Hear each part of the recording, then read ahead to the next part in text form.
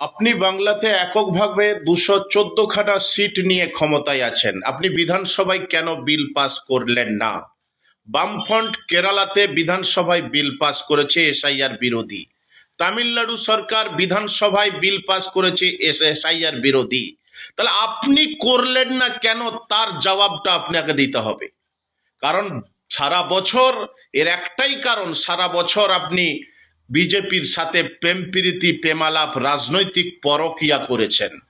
কখনো মিষ্টি পাঠিয়েছেন, কখনো ধুতি পাঞ্জাবি পাঠিয়েছেন, কখনো আম পাঠিয়েছেন, কখনো রাখির দড়ি পাঠিয়েছেন, কখনো আবার বিনা ক্যামেরাতে দুজনে মিলে মিটিং করেছেন, আবার বাইরে এসেও বিরোধিতা করেছেন।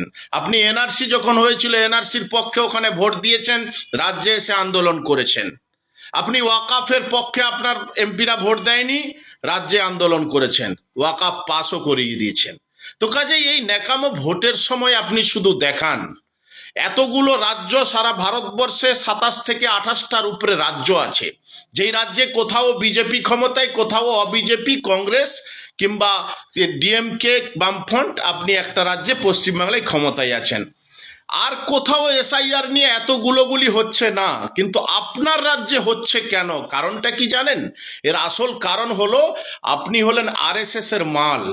আপনার সাথে বিজেপির সেটিং আছে, মানুষকে হয়রানি করার একটা চক্রান্ত। ভোটের সময় কোনো উন্নয়ন নেই, তো শুধু মন্দির বানিয়েছেন, শিল্প নেই, কলকারখানাই নেই, চাকরি নেই, তাদের মানুষকে কিভাবে হয়রানি করে ভোটগুলো লুট করে নেওয়া যায়।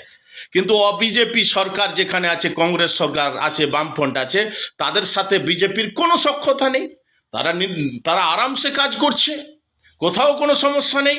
যত সমস্যা আপনি ন্যাকামো দেখাচ্ছেন, দেখুন কত বড় বিজেপি বিরোধী আমি, কিন্তু সারা বছর আপনি লোকসভাতে ভোট দিয়েছেন বিজেপির পক্ষে।